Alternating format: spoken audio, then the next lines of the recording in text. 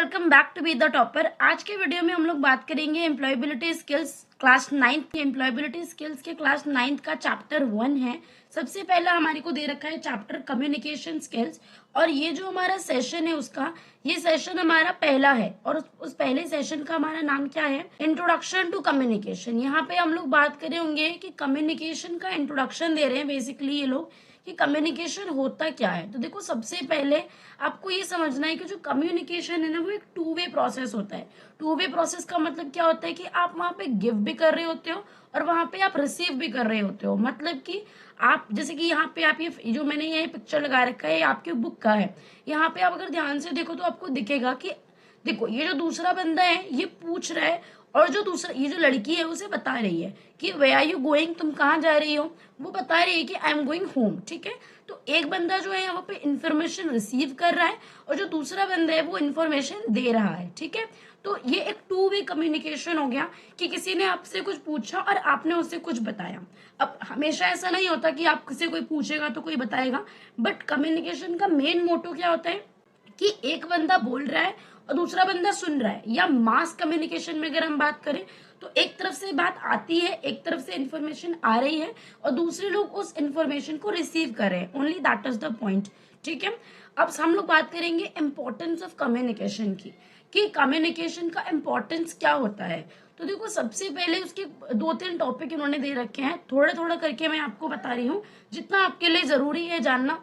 Inform करना, देखो communication का इंपॉर्टेंस होता है कि अगर आपको कोई चीज किसी को इन्फॉर्म करनी है तो आप उसको इन्फॉर्म कर सकते हो, आप उसे बता सकते हो। ठीक है, दूसरी बात हो गई हमारी इन्फ्लुएंस की। अगर आप किसी चीज को इन्फ्लुएंस करना चाहते हो, यहाँ पे देखो एग्जांपल आपकी बुक का ही दे रखा है, negotiating with the shopkeeper to reduce the price और helping a friend to overcome stress due to exam और एनी अदर रीजन। आप देखो, जैसे आप किसी भी शॉपकीपर के पास जाते हो या फिर आप नहीं जाते हो, आपके मदर फादर जाते हैं, तो हम जो हमारे पेरेंट्स होते हैं वो लोग क्या करते हैं कि किसी भी शॉपकीपर से हम लोग उसको इन्फ्लुएंस करने की कोशिश करते हैं कि आप इस चीज का रेट जो है वो कम करो, ये बहुत ज्यादा रेट है। ठीक है ना, क्योंकि वो लोग भी एक्सेसिव रेट लगाते हैं, ऐसे तो है ही।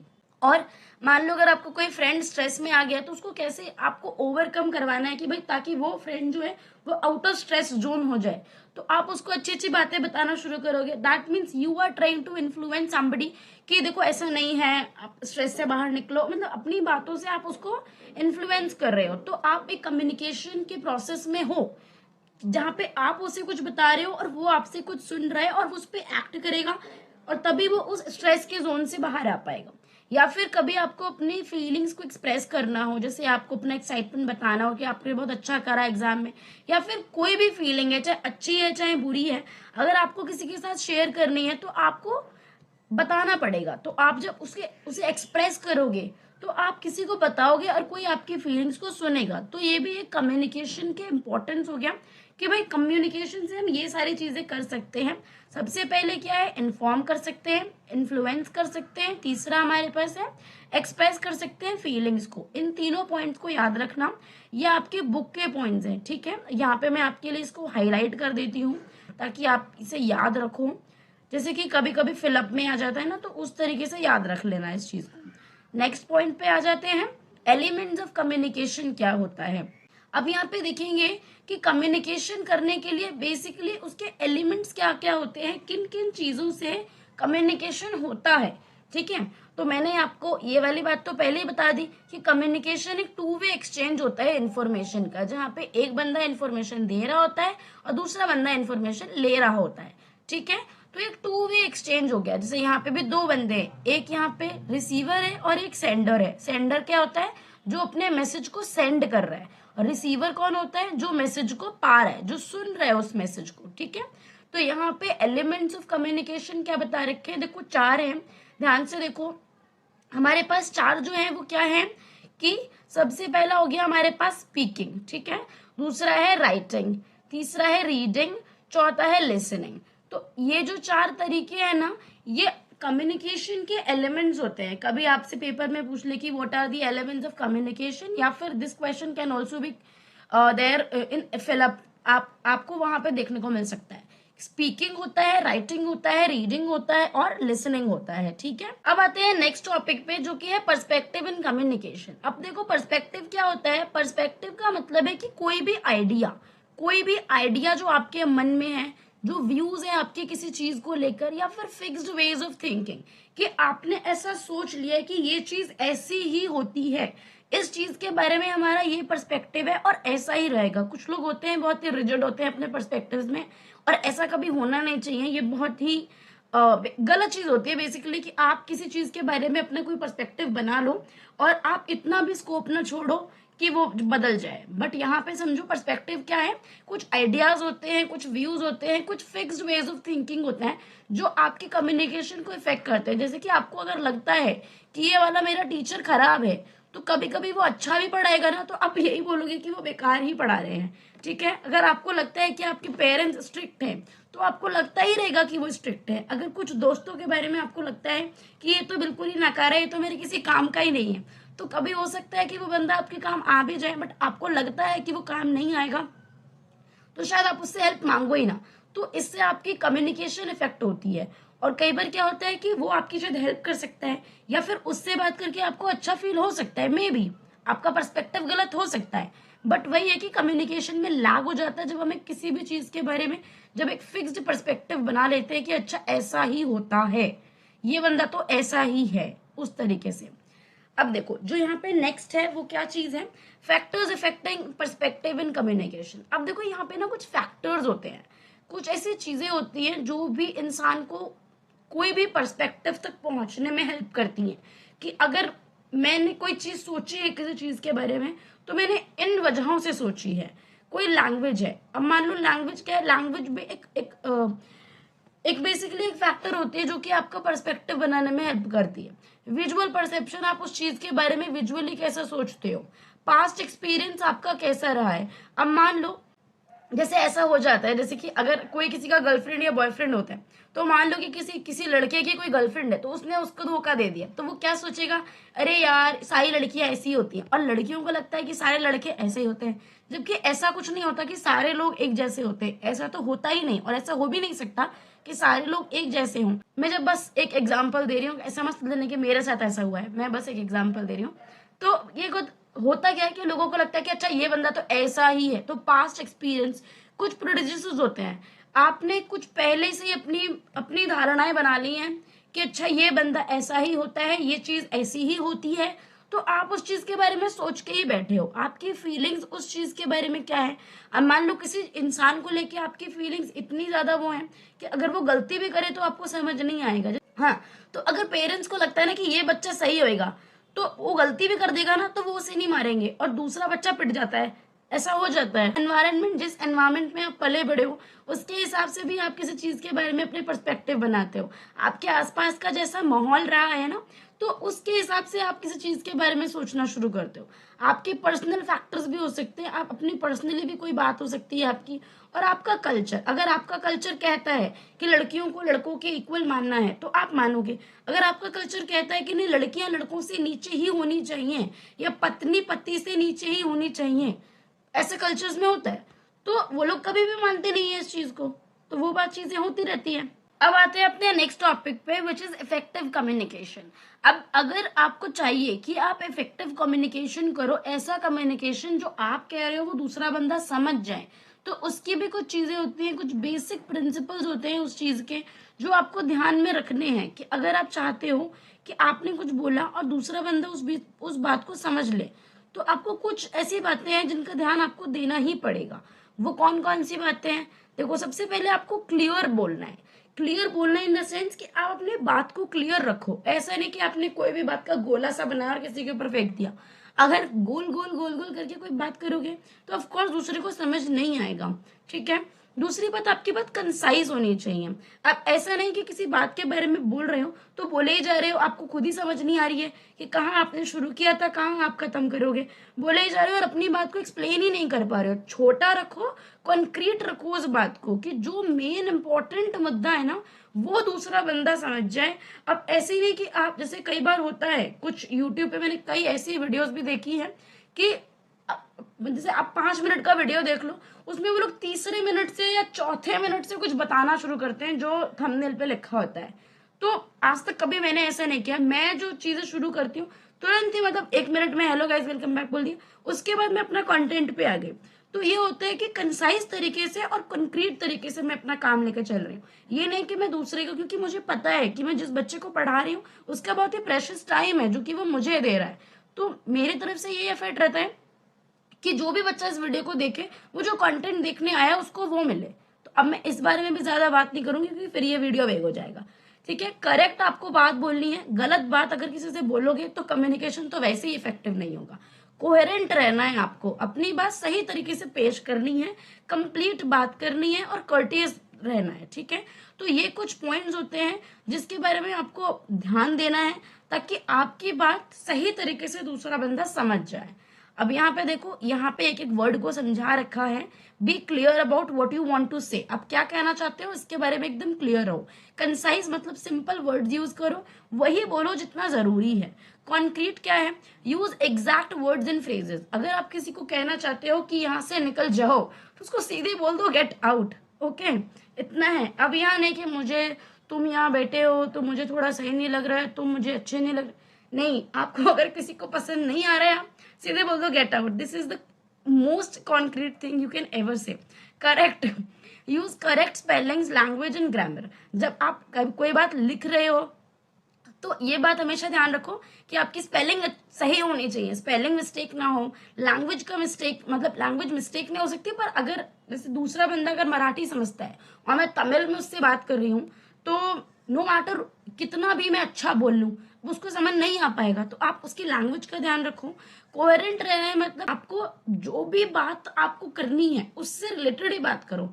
ऐसे नहीं कि बात कुछ और करनी थी पर बात करते करते कहीं और ही पहुंच गए हैं। जैसे कई बार होता है, कुछ लोग इतनी लंबी चौड़ी बात लेके बैठते हैं। जैसे फोन पे अक्सर कॉल आता है ना, तो रिश्तेदार जो होते हैं वो कुछ बात करने के लिए फोन करते हैं, फिर वो आधे एक घंटे तक पता नहीं कहाँ कहाँ की बातें करते रहते हैं और वो बिल्कुल भी कोहेरेंट नहीं होते। उनको ही जरूर देखना चाहिए। कंप्लीट मतलब your message should have all the needed information, मतलब जितना भी उस बंदे को वो बात समझने के लिए जरूरी है वो सारी इन्फॉर्मेशन उस आपकी उस मैसेज में ऑफकोर्स होनी चाहिए। कर्टियस मतलब be respectful, friendly and honest. मतलब आप अपनी बात बहुत ही रिस्पेक्टफुल तरीके से करो, whether you are talking with a child और कोई भी ओल्ड पर्सन, आप अपनी बात रिस्पेक्टफुली करो। ठीक है, फ्रेंडली करो और ऑनेस्ट रहो अपनी बात में। और इसके बाद हम आएंगे आज अपने सेशन 2 पे, जहाँ पे देखो इन्होंने हमें बता रखा है कि जैसे कम्युनिकेशन जो है उसके डिफरेंट मेथड्स होते हैं। जैसे वर्बल हो गया, नॉन वर्बल हो गया और यहाँ पे विजुअल हो गया। वर्बल होता है, नॉन वर्बल होता है, विजुअल होता है। वर्बल का मतलब कोई भी इंफॉर्मेशन जब आप बोल के, आप वर्ड्स का यूज करके बोल रहे हो, बता रहे हो, जब वर्ड्स का यूज कर रहे हो तो वो वर्बल हो गया। अगर आप वर्ड्स का यूज नहीं कर रहे हो तो वो नॉन वर्बल हो गया।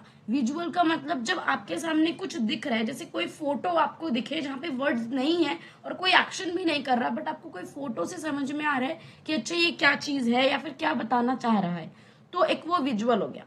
अब यहाँ पर अपने सेशन 2 में डिस्कस करेंगे वर्बल कम्युनिकेशन क्या होता है।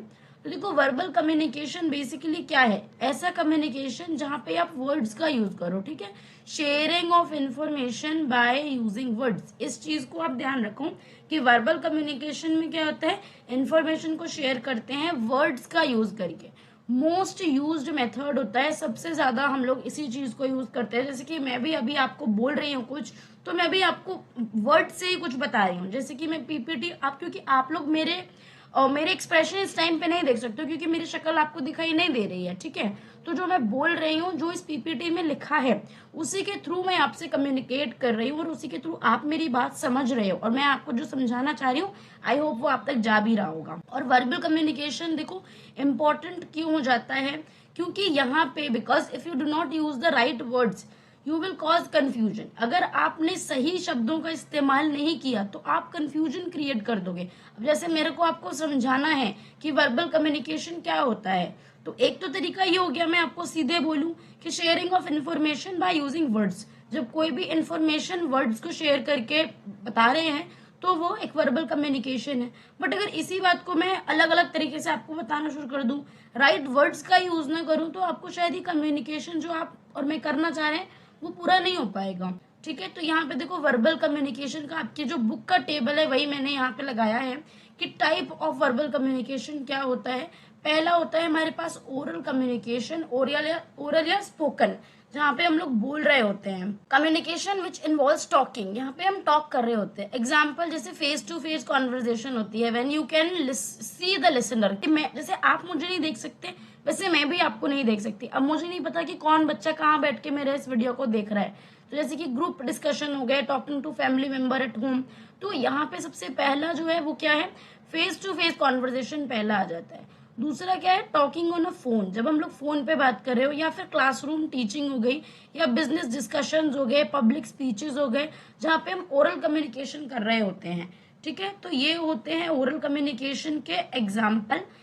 और अब आते हैं रिटर्न कम्युनिकेशन, क्योंकि जब हम रिटर्न कम्युनिकेशन भी कर रहे होते हैं तो हम वर्ड्स का यूज तो करते ही हैं, जैसे कि राइटिंग लेटर। जैसे कि अगर आप इस पीपीटी को अभी देख के समझ रहे हो, जैसे ये पावर पॉइंट मैंने आपके लिए बनाया है, तो आप जब इसको देख के समझ रहे हो तो ये आपके लिए एक रिटर्न कम्युनिकेशन हो गया। जैसे आप किताबें पढ़ रहे हो तो वो रिटर्न कम्युनिकेशन हो गया, वहां पे आपको लिखी हुई इन्फॉर्मेशन मिल रही है, आपको कोई बोल के नहीं बता रहा, तो वो चीज हो गई। यहाँ पे आएंगे एसएमएस, शॉर्ट मैसेज सर्विस, यहाँ पे भी कुछ आपको लिखा हुआ होता है, उसे पढ़ के आप समझ रहे होते हो। ईमेल जब हम दूसरों को करते हैं कोई भी न्यूज शेयर करने के लिए, या हम फोटोज वीडियोज जो भी भेजते हैं, जैसे कि यहाँ पे देखो बुक्स है, न्यूज़पेपर भी है, तो ये एक तरीके का रिटर्न कम्युनिकेशन हो जाता है। अब आते हैं नेक्स्ट टॉपिक पे, जहाँ पे हम लोग बात करेंगे एडवांटेजेस ऑफ वर्बल कम्युनिकेशन। तो वो होता है इजी और वो होता है क्विक रिस्पॉन्स। अब देखो इजी है बहुत बोलना, मैं आपसे जाके कोई भी बात बोल सकता, मतलब मुझे उसके लिए ऐसा नहीं है कि मुझे बहुत ही प्रिपरेशन करनी है या बहुत कुछ। वैसे बोलने में आजकल लोग कहाँ सोचते हैं, वैसे उन्हें सोच के बोलना चाहिए, पर वो इतना भी एफर्ट नहीं डालते कि वो सोच के बोले, जिनके मुंह में आता है वो तुरंत ही बोल देते हैं। तो ये इजी भी बहुत है और क्विक रिस्पॉन्स आपको तुरंत ही मिल जाता है कि आपकी बात दूसरे को पसंद आई या नहीं आई, दूसरे ने आपके जवाब को, आपकी बात को सुना ठीक से या नहीं सुना, उसका क्या जवाब है, आपको तुरंत ही ये बात, आपको सब बात पता चल जाएगी। दूसरा है डिसएडवांटेजेस ऑफ वर्बल कम्युनिकेशन। अब वर्बल कम्युनिकेशन के डिसएडवांटेजेस भी कुछ होते हैं, जैसे कि कल्चरल डिफरेंस की वजह से हम कोई बात बोलते हैं और दूसरा बंदा उससे सहमति उससे नहीं करता, उसको वो बात उससे अग्री नहीं कर पाती है कि भाई जो मैंने बोला। अब जैसे मैं कुछ बोलूं, आप किसी दूसरे कल्चर से बिलोंग करते हो, आपके कल्चर में ऐसा नहीं होता, तो आप उस बात को एक्सेप्ट नहीं करोगे। और जब तक हम दोनों के बीच में एक सहमति नहीं बनती ना, तब तक कम्युनिकेशन अच्छा नहीं हुआ। मैंने आपको कुछ बोला, आपने समझा ही नहीं, या फिर आपने उस बात को सही नहीं समझा और आपने उसको एक्सेप्ट ही नहीं किया कि अच्छा मैं जो बोल रही हूँ वो आपने सुन लिया, समझ लिया, वो अच्छा कम्युनिकेशन नहीं हुआ। तो ये कल्चरल डिफरेंसेस की वजह से कई बार वर्बल कम्युनिकेशन का प्रॉब्लम होता है। लैंग्वेज का इशू होता है, मान लो कि आप कोई और लैंग्वेज बोलते हो, मैं कोई और लैंग्वेज बोलती हूँ, तो मैं चाहे कितना भी अच्छा बोल लूँ, कितना भी सोच के बोल लूँ, आपको समझ में नहीं आने का है। अब देखो, क्योंकि वर्बल कम्युनिकेशन वर्ड्स पे डिपेंड होता है, तो अगर आपने राइट वर्ड्स का यूज नहीं किया तो आपकी जो बात है वो कंफ्यूजिंग और डिफिकल्ट टू अंडरस्टैंड हो जाएगी। ये बात आपको हमेशा समझनी चाहिए कि जब भी आप वर्बल कम्युनिकेशन कर रहे हो, ट्राई टू यूज वेरी ऐसे वर्ड्स जो कि हर किसी इंसान को समझ में आ जाए आराम से। अब जो बंदा आपके सामने बैठा है, अगर वो भाषा आपकी समझ ही नहीं पा रहा, या फिर आप इतने डिफिकल्ट वर्ड यूज कर रहे हो कि उसको आपकी बात ही कनेक्ट नहीं हो रही, तो फिर कोई फायदा नहीं, चाहे आप कैसे भी बोलते रहो। ठीक है, अब हम आते हैं पब्लिक स्पीकिंग पे। अब पब्लिक स्पीकिंग क्या है, जब हम बहुत सारे लोगों के साथ कम्युनिकेशन कर रहे हैं, बहुत सारे लोगों के सामने बोल रहे हैं, तो वो हमारा एक पब्लिक स्पीकिंग हो जाता है। ठीक है, तो अब पब्लिक स्पीकिंग के कुछ 3 पीज होते हैं कि जिन पीज का हम ध्यान रख सकते हैं। इफ यू वांट कि आपकी पब्लिक स्पीकिंग अच्छी हो, तो आपको क्या करना है, आप प्रिपेयर करो उसके लिए। प्रिपेयर का क्या मतलब है, थिंक अबाउट योर टॉपिक। ठीक है, आप अपने टॉपिक के बारे में सोचो, जिसके बारे में भी आपको बोलना है। Think about what your listener need to know. अब ये भी सोचो कि जिसके सामने मुझे ये बात बोलनी है, वो इस टॉपिक के बारे में क्या सुनना चाहता है। Think about the best way to make your listener understand your topic, right what you plan to say. अब आप ये सोचो कि आपको ऐसा किस तरीके से बताना है, best way to make your listener understand, कि आप ऐसे कौन से तरीके से बताओ कि आपका जो लिसनर है वो आपकी बात को समझ ही ले। राइट, जो भी आपको बोलना है ना वो लिख लो। जैसे को बड़े बड़े लोग भी जो होते हैं, जैसे हमारे प्रधानमंत्री जी हो गए, या फिर जितने भी बड़े बड़े लीडर्स होते हैं या बड़े बड़े ब्यूरोक्रेट्स होते हैं, वो लोग अगर कभी भी कहीं पे बोलने जा रहे होते हैं तो उससे पहले उनका एक चिट्ठा तैयार होता है कि अच्छा उनको यहाँ यहाँ बोलना है, ये चीज बोलनी है। क्योंकि यार देखो, वो इंसानी दिमाग है, आप कुछ चीज मिस कर सकते हो, कुछ चीज भूल सकते हो, तो आपके लिए पहले से वो रेडी होना चाहिए। आपको प्रैक्टिस बहुत ज्यादा करनी है। ठीक है, जिस तरीके से आपको बोलना है, क्लियरली बोलो, लाउडली बोलो, राइट स्पीड में बोलो। कई बार ऐसा होता है कि दूसरा बंदा इतनी ज्यादा स्पीड में बोल रहा होता है कि उसको कुछ समझ नहीं आता, अच्छा इसने क्या बोल दिया। कई बार हमारे प्रोफेसर्स के साथ ऐसा होता था जब हम कॉलेज में थे, तो कई प्रोफेसर्स होते हैं जो कि आराम से भी बोलते हैं, कुछ प्रोफेसर्स बहुत धीरे बोलते हैं कि उनके संग पढ़ने में मजा नहीं आता, कुछ प्रोफेसर्स होते हैं इतनी जल्दी बोलते हैं कि उसको कुछ समझ ही नहीं आता कि अच्छा इन्होंने बोल क्या दिया। तो ऐसी चीजें हो जाती हैं। अब वो एक तरीके क्लासरूम टीचिंग भी एक पब्लिक स्पीकिंग ही है। आपको पहले समझना पड़ेगा कि स्टूडेंट कैसे हैं, वो किस टॉपिक के बारे में पढ़ना चाहते हैं या फिर नहीं भी पढ़ना, क्योंकि वो टीचर अपने मन से ही पढ़ाते हैं। तो एटलीस्ट थोड़ी सी प्रिपरेशन उनकी भी होनी चाहिए कि वो जो पढ़ाने आ रहे हैं वो अच्छे से पढ़ के आए, खुद समझ के आए, ताकि अगर बच्चा उनसे कुछ भी पूछे तो एटलीस्ट वो बताने के लायक, मतलब बताने की स्थिति में हो कि वो बता पाए, और ऐसे बोले कि बच्चा समझ ले उस चीज को कि अच्छा क्या बोला जा रहा है। Perform take a few deep breaths, और जो भी आप अगर नर्वस फील कर रहे हो तो आप ऐसे करो वैसा करो, ये सब चीजें आप खुद ही कर सकते हो। आते हैं अपने सेशन 3 पे, जो कि है नॉन वर्बल कम्युनिकेशन। तो यहाँ पे नॉन वर्बल कम्युनिकेशन में हम लोगों को क्या पढ़ना है, देखो यहाँ पे क्या होता है ना कि हम वर्ड्स का यूज नहीं करते। Non verbal communication is the message, ये एक ऐसा मैसेज होता है जो कि हम लोगों को वर्ड्स का यूज किए बिना भेजते हैं। अब देखो यहाँ पे क्या दे रखा है, आप ध्यान से देखोगे तो आपको यहाँ पे एग्जाम्पल भी इन लोगों ने दे रखे हुए हैं कि अच्छा ऐसा कौन कौन सी चीजें होती हैं। नॉन वर्बल में क्या हो गया, एक्सप्रेशन होता है, पोस्चर, किस तरीके से आप बैठे हो। जैसे कि यहाँ पे देखो ये जो बंदा है वो सर पे हाथ रख के बैठा है, तो आपको समझ में आ जाएगा कि भाई ये बंदा दुखी है। यहाँ पे एक्सप्रेशन देखो, यहाँ पे हमारे पास बहुत सारे इमोजीज होते हैं कि जो भी एक्सप्रेशन अपना शो करना चाहते हैं दूसरे को, वो हम किसी भी इमोजी से बता सकते हैं। जेस्चर क्या हो गया, मतलब अपने आंखों से कुछ इशारा किया, अपने हैंड मूवमेंट किया, या फिर अपना कुछ भी, अगर आप जैसे कि आपने थम्स अप किया, थम्स डाउन किया, तो समझ में आ जाएगा अच्छा क्या है। टच, अगर हम किसी भी बंदे को किसी भी तरीके से टच करें ना, तो उसको पता चल जाएगा कि अच्छा हमारे दिमाग में क्या चल रहा है। और अगर मान लो कोई किसी से आप हाथ मिला रहे हो, उसने बहुत ही वार्मली आपसे हैंडशेक किया, तो आपको समझ में आएगा कि कितना अच्छा बंदा है ये। स्पेस, मतलब स्पेस मेंटेन करो और आई कांटेक्ट मेंटेन करना है आपको। पैरा लैंग्वेज क्या होती है, पैरा लैंग्वेज बेसिकली लैंग्वेज नहीं है, उसका क्या मतलब है कि आप बोलते समय आपके एक्सप्रेशन कैसे हैं। अब यहाँ पे देखो, यहाँ पे मेथड्स ऑफ कम्युनिकेशन बता रखे हैं, और इन लोगों ने यही बताया है कि सबसे ज्यादा जो कम्युनिकेशन होता है वो एक्सप्रेशन से होता है, मूवमेंट से होता है, पिक्चर से होता है। Non verbal and visual communication ज्यादा होता है, वर्ड से कम्युनिकेशन कम है। Voice control, non verbal communication भी कम होता है। सबसे ज्यादा जो कम्युनिकेशन है वो नॉन वर्बल और विजुअल कम्युनिकेशन होता है। अब यहाँ पे हमें नॉन वर्बल जो कम्युनिकेशन है उसका जो टेबल में बता रखा था, facial expression and all of that, वो हम लोगों को इन्होंने यहाँ पे समझाया हुआ है कि क्या चीज है। अब हम यहाँ पे धीरे धीरे करके देखो, मैं जल्दी जल्दी बताऊंगी इन पॉइंट्स को, इसमें ऐसा कुछ है नहीं। फेशियल एक्सप्रेशन, आप ये सारे फेशियल एक्सप्रेशन को देख के समझ सकते हो कि अच्छा बंदे के दिमाग में क्या चल रहा है। How to make use of non verbal communication effectively, keep your face relaxed. अब यहाँ पे देखो, अगर आप कैसे, मतलब कैसे आप कोशिश करोगे कि आपका जो नॉन वर्बल कम्युनिकेशन है वो इफेक्टिव हो जाए। जब आप वर्ड्स का यूज भी नहीं कर रहे हो तो अपने फेस को रिलैक्स रखो। अगर आपने अपने फेस पे ऐसा गुस्से वाला बना लिया कि अच्छा आपको बहुत ज्यादा गुस्सा आ रहा है, तो वो कम्युनिकेशन अच्छा नहीं हो पाएगा। Try to match your expression with what you are saying. अगर आप बहुत ज्यादा खुश हो तो आप अपने शक्ल पर भी दिखाओ दैट यू आर हैप्पी। अगर आप बुरे मुंह से कोई बड़ी हंसी वाली बात कह रहे हो तो दूसरा बंदा नहीं समझ पाएगा कि अच्छा आप आखिर में चाहते क्या हो, ठीक है।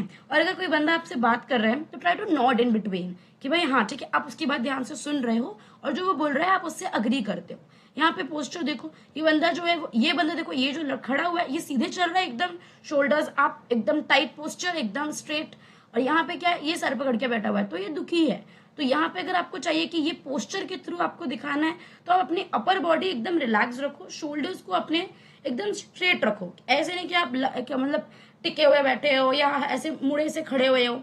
और keep hands by your side while standing. कोई जैसे कि कुछ लोग होते हैं ना, उनकी बड़ी आदत होती है वो हाथ चलाते रहते हैं, मतलब कुछ भी होता है ना, बैठे रहेंगे कुछ ना कुछ ऐसे नाखून चबाते रहेंगे या कुछ हरकत करते रहेंगे, तो ऐसा नहीं करना चाहिए। जेस्चर्स और बॉडी लैंग्वेज, आपके फेशियल एक्सप्रेशन या आप किस तरीके से हाथ हिलाते हो, किस तरीके से सिर हिलाते हो, तो ये आपको ये बता देता है कि आप किस मतलब कैसा आपका नॉन वर्बल कम्युनिकेशन रहेगा। Avoid Poynting eight people with your finger. जैसे कुछ लोग होते हैं उनको उंगली करके बात करने की बहुत आदत होती है, एकदम से किसी के ऊपर उंगली से तान देते हैं, और कुछ लोगों को बहुत गुस्सा भी आ जाता है इस बात का कि उसने मुझे उंगली कैसे दिखाई। तो try to keep your hands in your pocket while talking, और ऐसा कोशिश करो कि ज्यादा हाथ पैर नहीं चलाओ। मतलब मुझे भी ज्यादा पसंद नहीं है और ये ऐसा करना भी नहीं चाहिए कि आप किसी से बात करते समय बहुत ज्यादा हाथ हिला रहे हो। लाइक नॉर्मल जितना हाथ हिला सकते हो, जो भी आपको बात, जैसे मैं भी अगर आपको समझा रही हूँ, भले ही आप मेरे सामने नहीं हो पर मुझे ऐसा लगता है कि अच्छा मेरे सामने कोई है, तो मेरे हाथ अपने आप ही हिल जाते हैं। अब आते हैं टच पे, कि अगर आप किसी भी इंसान को टच करो तो उसको ऐसा नहीं लगना चाहिए कि आप बहुत ही अजीब तरीके से टच कर रहे हो। और अगर आप किसी से हैंडशेक करते हो तो प्रॉपर कॉन्फिडेंस आपका शो होना चाहिए, क्योंकि जब आप किसी इंसान को टच करोगे, मान लो आपके हाथ कांप रहे हैं, तो पता चल जाएगा कि आपके अंदर लैक ऑफ कॉन्फिडेंस है, ठीक है। और ये भी एक तरीके का मतलब बहुत ही किसी से फॉर्मली, बहुत ही वार्मली हाथ मिलाओ या किसी को हक करे हो तो बहुत ही अच्छे से हक करो, जिससे ऐसा ना लगे कि आप लैक ऑफ कॉन्फिडेंस है या फिर आप गलत तरीके से कुछ करने की कोशिश कर रहे हो। स्पेस में अगर हम बात करें तो एक प्रॉपर स्पेस आपको हर एक किसी इंसान से मेंटेन करना चाहिए बात करते समय।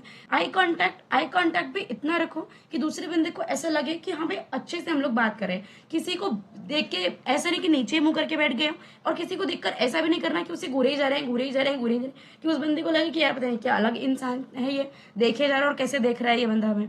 पैरा लैंग्वेज क्या होता है?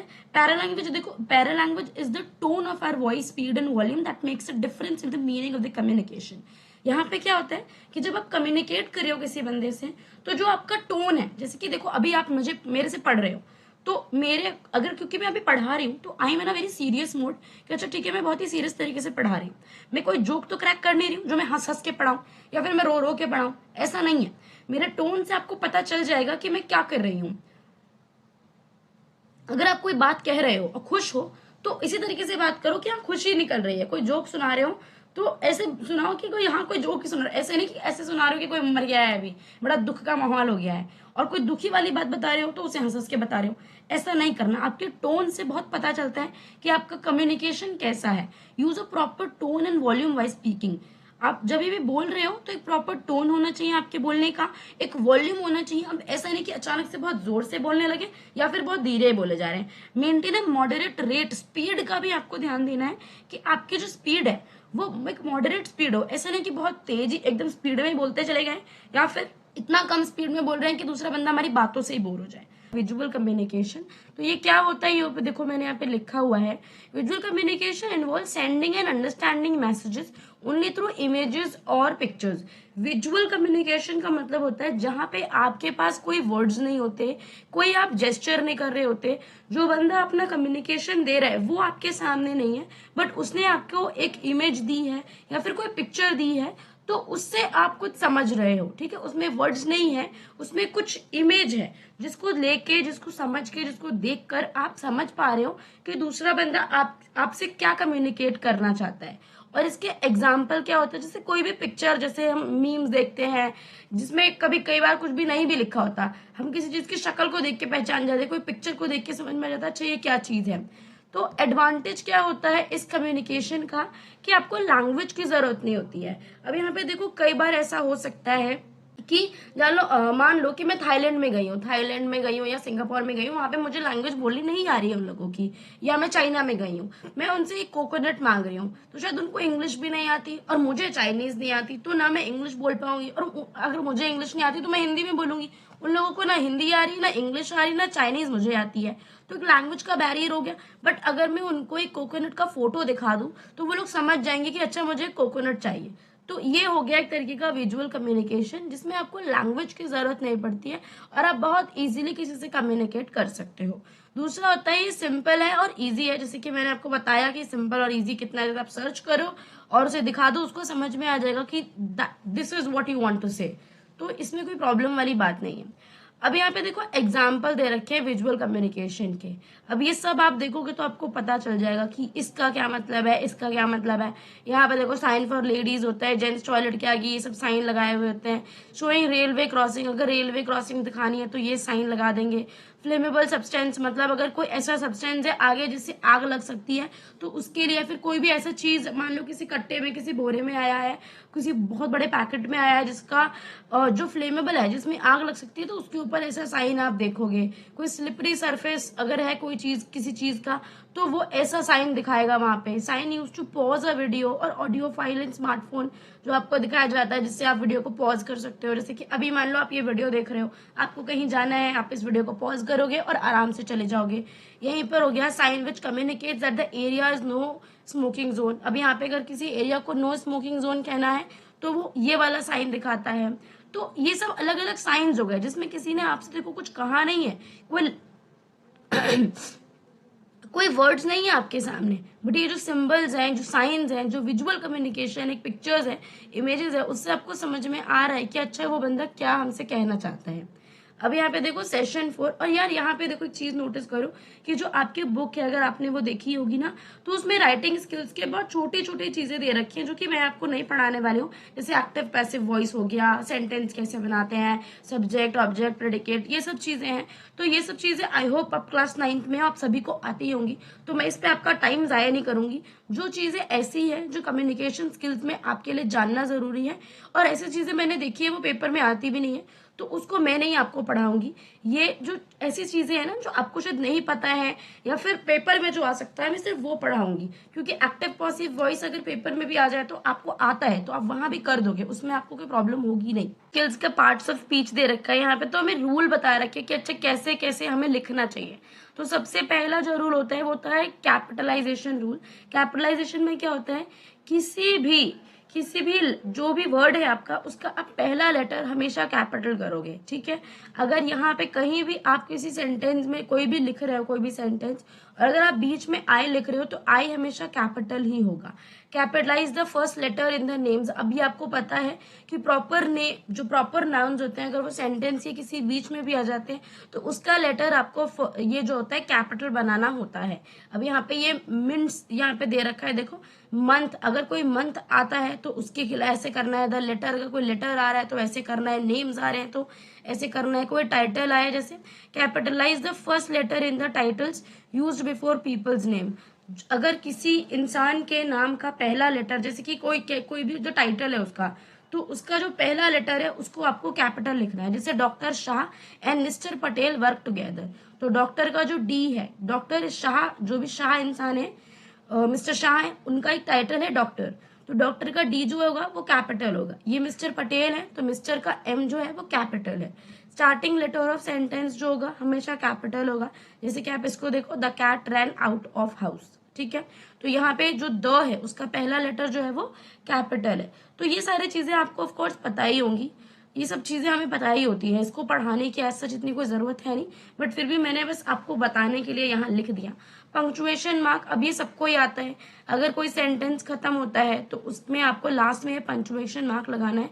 यहाँ पे साइन भी दे रखा है, देखो ऐसा होता है फुल स्टॉप। तो कॉमा, अगर आप सेंटेंस में, sometimes we use a comma to indicate a pause in the sentence, अगर सेंटेंस में कोई पॉज आए तो आप ये कॉमा लगाओगे। क्वेश्चन मार्क, अगर कब कोई क्वेश्चन पूछ रहे हो। एक्सक्लेमेशन मार्क कब आता है, जब कोई स्ट्रॉन्ग फीलिंग होती है, जब कोई ओवरवेलमिंग फीलिंग होती है, या कोई सरप्राइज हो सकता है, कुछ शॉक हो सकता है, कोई एंगर हो सकता है, कोई दुख हो सकता है, कुछ भी हो सकता है, तो उसके लिए आपको एक्सक्लेमेशन मार्क लगा के अपनी फीलिंग्स को एक्सप्रेस कर सकते हो। What a pleasant surprise, you are late, ऐसे करके। apostrophe क्या होता है, we use an apostrophe followed by an s to show that something belongs to someone, कोई चीज किसी और की है। that is दिव्याज पेन, वो जो पेन है वो दिव्या का है।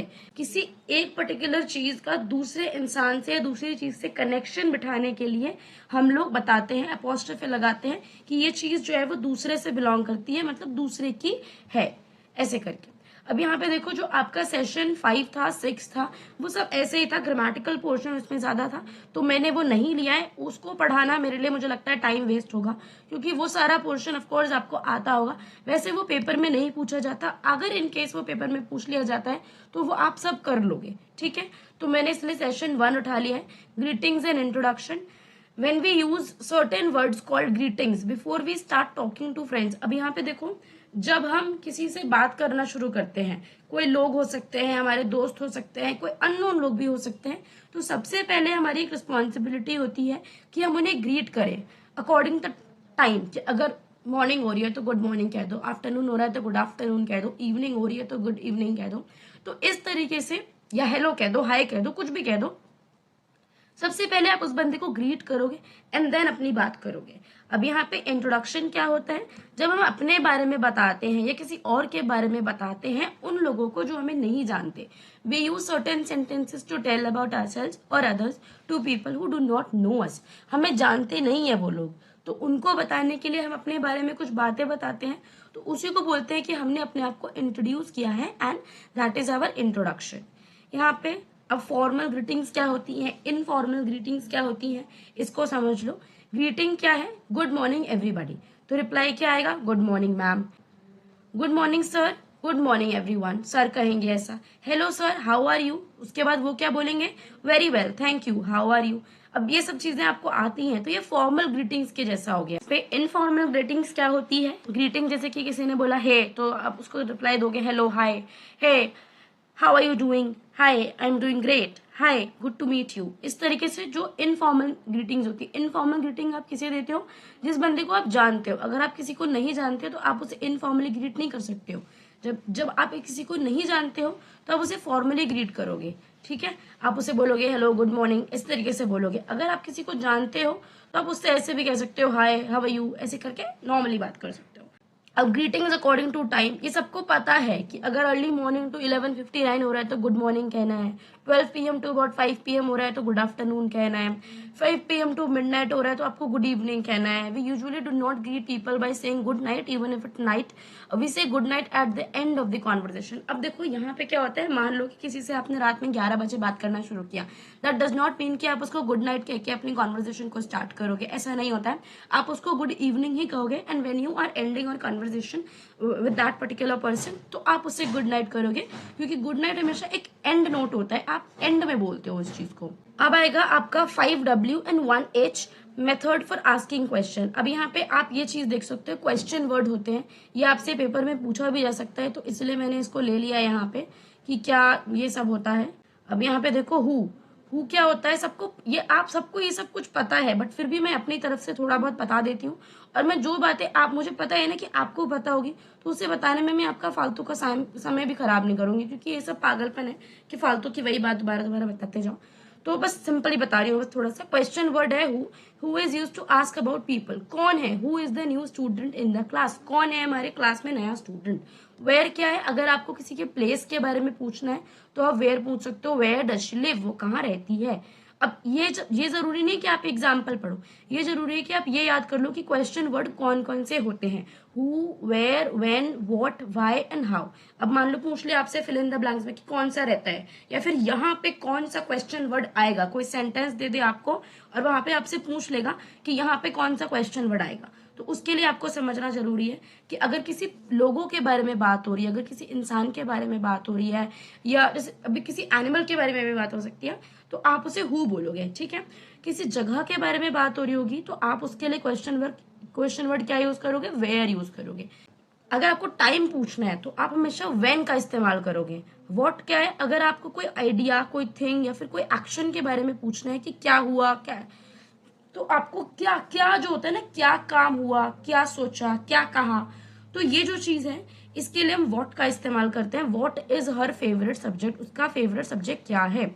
तो आप इस तरीके से ध्यान से रखो, जैसे मैंने आपको बोला कि क्वेश्चन, आपको एक सेंटेंस दे दिया, उसमें आपको बोलेगा क्वेश्चन वर्ड लगाओ।